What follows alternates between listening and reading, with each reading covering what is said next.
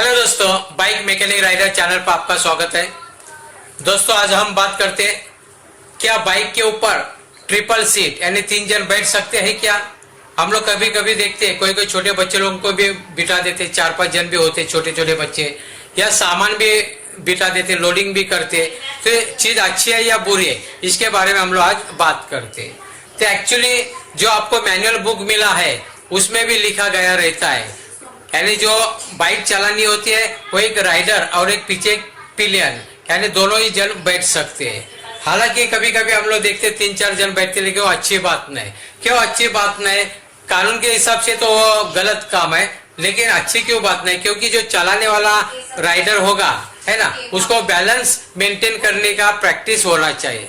By chance जो तीसरा पीछे बैठे है उसका अगर बैलेंस चला जाएगा, उसको पता नहीं रहेगा कैसे बैठना है, क्या करना है ना। तो इस हिसाब से जो राइडर होता है उसका बैलेंस चला जाएगा और साथ में तीनों जन भी, जो भी 3-4 जन है वो भी गिर सकते, बड़े पैमाने में एक्सीडेंट हो सकते हैं।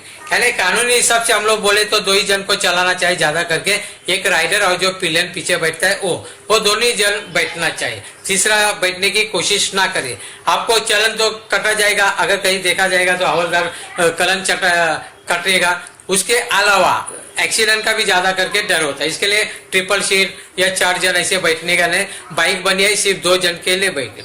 दूसरा पॉइंट हम लोग लेते हैं, सामान लेके जाना है क्या, लोडिंग करके जाना है क्या।